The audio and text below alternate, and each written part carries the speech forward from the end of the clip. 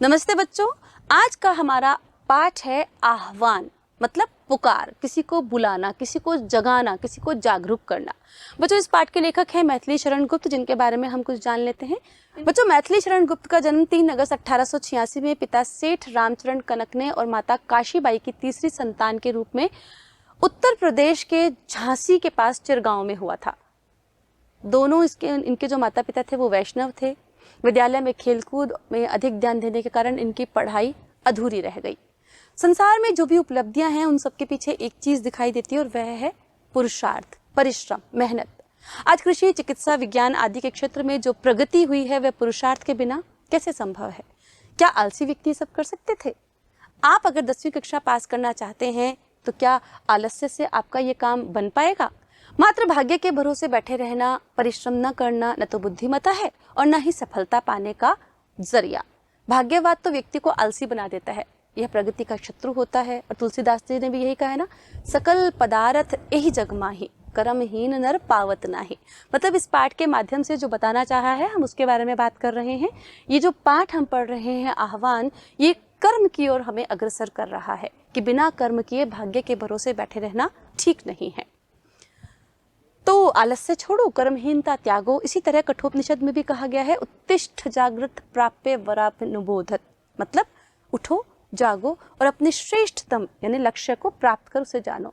और जो प्रस्तुत कविता हमारे सामने भी आ रही है आह्वान, उसका भी यही लक्ष्य है, यही स्वर है। अब इस पाठ का उद्देश्य क्या है बच्चों? कि आप कर्म और परिश्रम के संबंध की व्याख्या कर पाएंगे, जीवन में उन्नति और प्रगति के लिए पुरुषार्थ के महत्व को स्पष्ट कर पाएंगे। पुरुषार्थ का मतलब है कि कर्म, हमें हमेशा कर्म करते रहना है। अगर आप चाहते हैं जीवन में तरक्की करें, आगे बढ़ें और बहुत कुछ प्राप्त कर सकें तो पुरुषार्थ उसके लिए आवश्यक है। राष्ट्र के विकास के लिए एकता और भाईचारे के महत्व का उल्लेख कर सकेंगे, क्योंकि इस कविता में एकता और भाईचारे की बात भी की गई है। भाग्यवाद मनुष्य को अकर्मण्य बना देता है, इस कथन की व्याख्या कर पाएंगे। मतलब भाग्य के भरोसे बैठे रहने से व्यक्ति किसी भी काम को पूरा नहीं कर पाता। हम ये कहें कि हमारे भाग्य में ही नहीं था, हमें मिला ही नहीं, दूसरों को तो देखो कितना कुछ मिल रहा है, क्योंकि दूसरे मेहनत कर रहे हैं। इसलिए भाग्य के भरोसे बैठे रहने वाला व्यक्ति अकर्मण्य हो जाता है, मतलब वो कार्य को नहीं कर पाता, आलसी हो जाता है। इस कथन की भी आप व्याख्या कर सकेंगे। रूपक तथा दृष्टांत अलंकारों को पहचान कर उनका प्रयोग कर सकेंगे। कविता में रूपक और दृष्टांत अलंकारों का प्रयोग किया गया है। कविता की पंक्तियों का अपने शब्दों में अवसरानुकूल प्रयोग कर सकेंगे। कविता अगर आप याद करते हैं और जीवन में आपको कभी अवसर मिलता है तो आप इसका उदाहरण दे सकते हैं। कविता के भाव सौंदर्यों की सराहना कर सकेंगे और कविता की भाषा टिप्पणी कर सकेंगे। ये सारा उद्देश्य है इस कविता का। चलिए बच्चों, पढ़ते हैं। बैठे हुए हो व्यर्थ क्यों, आगे बढ़ो, ऊंचे चढ़ो। है भाग्य की क्या भावना, अब पाठ पौरुष का पढ़ो। है सामने का ग्रास भी मुख में स्वयं जाता नहीं, हाँ ध्यान उद्यम का तुम्हें तो भी कभी आता नहीं। बच्चों, ये कविता जब लिखी गई थी उस समय पृष्ठभूमि क्या थी? उस समय हमारा भारत देश गुलाम था। तो यहाँ पर इस कविता का उल्लेख इसलिए भी किया जाता है कि लोग भाग्य के भरोसे न बैठे रहें कि हम कभी अपने आप ही आज़ाद हो जाएंगे, कभी हमें अपने आप ही स्वतंत्रता मिल जाएगी। जब तक व्यक्तियों को जागृत नहीं किया जाए, जगाया नहीं जाए, उन्हें प्रेरित नहीं किया जाए, तब तक वो कर्म की ओर अग्रसर नहीं होते। यही भाव था इस कविता का कि हम गुलामी की जंजीरों को तोड़ें, अपने कर्म पर विश्वास करें और आगे बढ़ें। लेखक क्या कह रहा है? बैठे हुए हो व्यर्थ क्यों, आगे बढ़ो, ऊंचे चढ़ो। अरे तुम खाली क्यों बैठे हो? कुछ काम करो, अपने अंदर प्रेरणा उत्पन्न करो, लालायित हो, अपना लक्ष्य निर्धारित करो, आगे बढ़ो। आगे बढ़ो का मतलब आगे बढ़ना नहीं है बच्चों। आगे बढ़ो का मतलब 2 तरीके से यहाँ पर लिया गया है। एक तो हम किसी लाइन में खड़े हैं, तब हम आगे वाले को कहते हैं भाई आगे बढ़ो, तभी अपना नंबर आएगा। यहाँ आगे बढ़ने का मतलब है तरक्की करो, प्रगति की राह पर बढ़ो, ऊंचे चढ़ो, अवसर तुम्हें प्राप्त हो। ऊंचे चढ़ो मतलब किसी ऊंची स्थान पर नहीं चढ़ो। ऊंचे चढ़े का मतलब है कि जो आपने स्थान प्राप्त किया हुआ है उससे ऊपर का स्थान तुम प्राप्त करो। जैसे हमारा प्रमोशन होता है ना, तरक्की होती है, प्रगति होती है।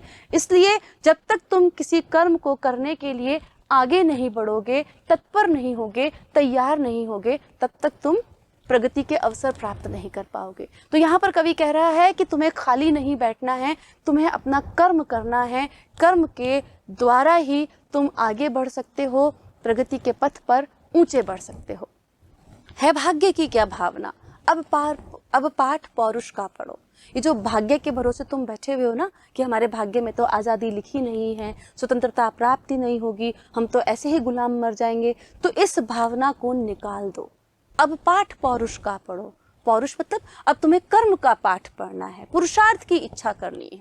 जब तक स्वयं अपने लक्ष्य को प्राप्त करने के लिए अपने हाथ पैर नहीं चलाओगे, अपने मन में कार्य करने का जज्बा उत्पन्न नहीं करोगे, तब तक तुम्हें कुछ भी प्राप्त नहीं हो सकता। इसलिए भाग्य के भरोसे बैठना व्यर्थ है।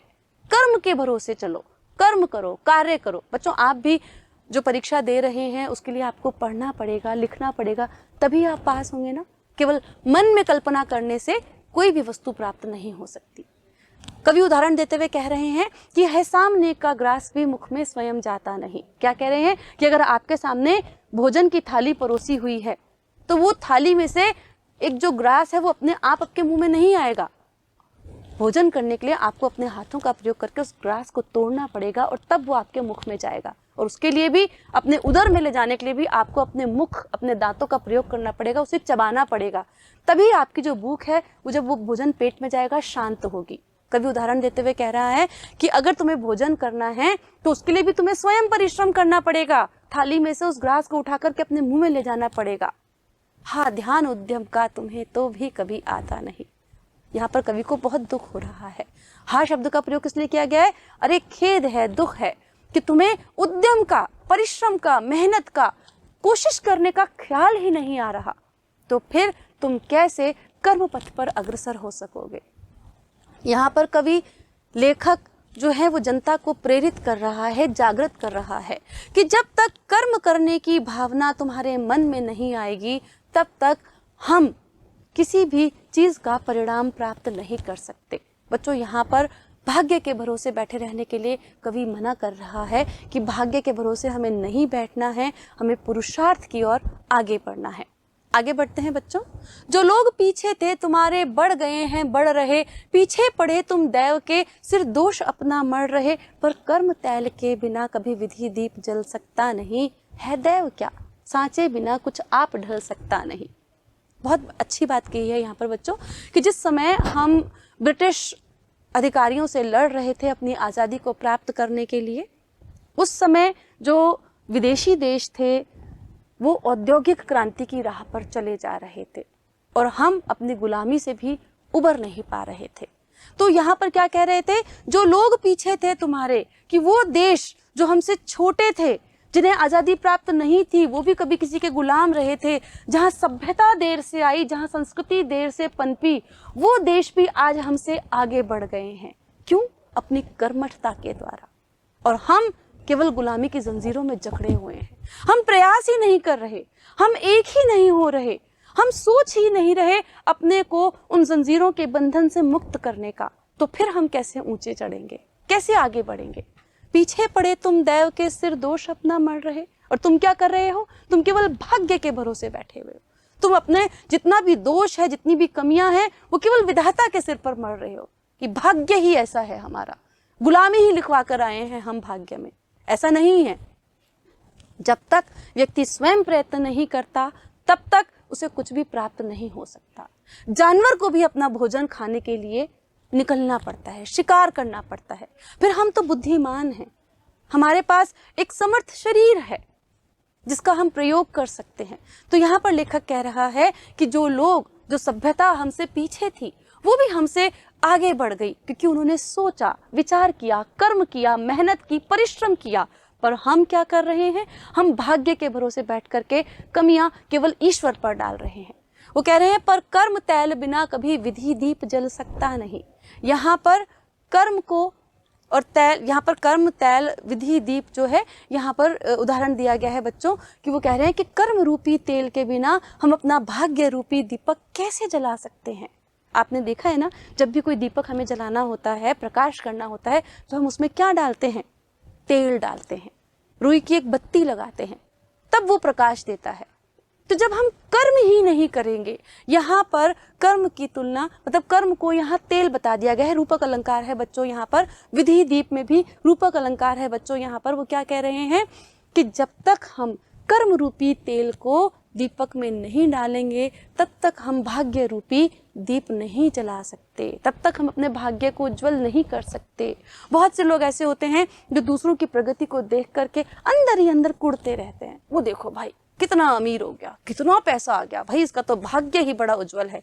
पर उसके पीछे जो उसकी मेहनत छुपी हुई है उसे भी तो देखने का प्रयास करें कि वो दिन रात मेहनत में लगा हुआ है, विचार कर रहा है, सोच रहा है, परिश्रम कर रहा है उस सोच के अनुसार। पर आप केवल कल्पना कर रहे हैं अमीर होने की, आगे बढ़ने की, कर्म नहीं कर रहे। तो कर्म कीजिए। है दैव क्या, साचे बिना कुछ आप ढल सकता नहीं। क्या कह रहे हैं यहाँ पर, एक और उदाहरण दिया है यहाँ पर लेखक ने। वो कह रहे दैव क्या है, भाग्य क्या है।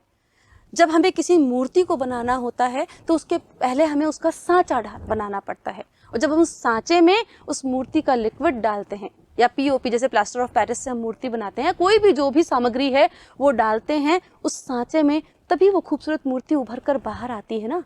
तो हमें भी प्रयत्न करना पड़ेगा, तभी उसका परिणाम हमें खूबसूरत मूर्ति के रूप में मिलेगा। तो बच्चों, इस पद्यांश में लेखक ने क्या कहा है कि जो सभ्यताएं, संस्कृति बाद में पनपी, जो देश हमसे छोटे हैं वो भी तरक्की कर चुके हैं, आगे बढ़ रहे हैं, पर हम केवल भाग्य के भरोसे बैठे हैं और सारी कमियों का दोष ईश्वर पर दे रहे हैं। क्या कभी कर्म रूपी तेल के बिना विधि रूपी दीपक जल सकता है? मतलब जिस प्रकार तेल के बिना दीपक नहीं जल सकता, उसी प्रकार कर्म के बिना हम अपने भाग्य, अपने जो तरक्की है, जो प्रगति है, उसको प्राप्त नहीं कर सकते। भाग्य क्या है? भाग्य कुछ भी नहीं है, हमें कर्म करना पड़ेगा, और कर्म के बाद जो परिणाम हमारा सामने आएगा वो एक खूबसूरत परिणाम होगा। क्या कह रहे हैं आगे लेखक, आओ मिले सब देश बांधव हार बनकर देश के, साधक बने सब प्रेम से सुख शांति में उद्देश्य के, क्या सांप्रदायिक भेद से है एक के मिट सकता हो, बनती नहीं क्या एक माला विविधा सुमनों से कहो। अब यहाँ पर लेखक जो है वो हमारे भारत देश के लोगों को एकता का पाठ पढ़ा रहा है। वो कह रहे हैं कि जब तक हम मिलकर एक नहीं होंगे तब तक हम बाहरी दुश्मन को ना तो उससे लड़ सकते हैं, ना ही उसे अपने देश से बाहर भगा सकते हैं। क्या कह रहे हैं, आओ मिले सब देश बांधव हार बनकर देश के। आओ हम सब जाति पाति, भाषा, धर्म का भेद मिटा करके एक बन जाए, हार बन जाए देश का, माला बन जाए देश की। आपने देखा है ना कि माला में या तो मोतियों की माला होती है जिसमें मोती खूबसूरती से पिरोए हुए होते हैं, या फूलों की माला होती है, खूब सारे फूलों को मिलाकर के एक माला बनाई जाती है। तो कह रहे हैं कि हम सब जो हैं भारतवासी हैं, एक देश में रहने वाले, एक ईश्वर की संतानें हैं। फिर हमें हिंदू, मुस्लिम, सिख, ईसाई इस तरह का भेद नहीं रखना चाहिए। हम सब एक दूसरे के भाई बंधु हैं। तो इस भाईचारे से मिल करके हमें देश की एकता को बनाए रखना है। साधक बने सब प्रेम से सुख शांति में उद्देश्य के। क्या करें, सब प्रेम से मिल करके रहें, सुख और शांति हमारा उद्देश्य हो, हम साधक बन जाएं। साधक मतलब जिस चीज को प्राप्त करने के लिए जो प्रयत्न करता है ना, उसे साधक कहते हैं। मतलब मुझे क्या करना है, मुझे उच्च शिक्षा प्राप्त करनी है तो मुझे पढ़ना पड़ेगा, मैं साधक हूँ शिक्षा प्राप्त करने का। मुझे तुम्हें ज्ञान देना है तो मैं साधक हूँ तुम्हें ज्ञान देने के लिए। तो जो वस्तु तुम प्राप्त करना चाहते हो, अभी हम क्या प्राप्त करना चाहते हैं, अभी हम आज़ादी प्राप्त करना चाहते हैं। हम दुश्मन को अपने देश से बाहर निकालना चाहते हैं, इसलिए हमें साधक की तरह प्रेम से, सुख से, शांति से रहना है, हमारा उद्देश्य है। तो हमें सबसे पहले अपने आप को एकजुट करना होगा, मिलजुल कर रहना होगा, एक दूसरे से सांप्रदायिकता की भावना को दूर करना होगा। क्या सांप्रदायिक भेद से है एक के मिट सकता हो? क्या हम यदि सांप्रदायिकता की भावना को लेकर के चलें, ये हिंदू है, ये मुस्लिम है, ये सिख है, ये ईसाई है, यही भावना अगर हमारे मन में रही तो क्या हम इस एकता को बना सकते हैं? नहीं बना सकते। एकता का भाव हमारे मन में आ ही नहीं सकता। अहो, बड़े दुख की बात है कि सांप्रदायिकता हमारे मन में आज भी विराजमान है। तो क्या इस सांप्रदायिकता लेकर के चलेंगे तो हम देश को आजाद करा सकते हैं? कभी नहीं। यहाँ पर लेखक उदाहरण दे रहा है कि बनती नहीं क्या एक माला विविधा सुमनों की कहो। क्या अलग अलग, विविधा मतलब अलग अलग फूलों को मिलाकर के क्या एक खूबसूरत सी माला नहीं बन सकती? जब हम खुद अपनी क्रिएटिविटी दिखाते हैं, जब हम खूबसूरत मालाएं बनाते हैं साज के लिए, श्रृंगार के लिए, देवताओं पर चढ़ाने के लिए, तो हम अलग अलग फूलों को मिला करके क्या उन्हें खूबसूरती प्रदान नहीं करते? तो फिर हम क्यों अलग अलग रह रहे हैं? चाहे हम किसी भी धर्म के हों, किसी भी जाति के हों, किसी भी भाषा को बोलने वाले हों, चाहे हमारा खान पान, वेशभूषा, पहनावा सब अलग है, पर हमें मिलजुल करके अपने देश को आज़ाद कराना है। हम एक ही देश के नागरिक हैं, हम भाईचारे से रह सकते हैं, हम एकता से रह सकते हैं, अनेक प्रकार के बंधनों को तोड़ सकते हैं। तो हमें मिलकर रहना है। मिलकर के ही हम सुख और शांति की कल्पना कर सकते हैं, मिलकर के ही हम अपने देश की गरीबी को हटा सकते हैं, मिलकर के ही हम तरक्की के रास्ते पर चल सकते हैं। इसलिए हमें व्यर्थ नहीं बैठना, हमें कर्म की ओर अग्रसर होना है, परिश्रम करना है, पुरुषार्थ को प्राप्त करना है, तभी हम अपने लक्ष्य को प्राप्त कर पाएंगे।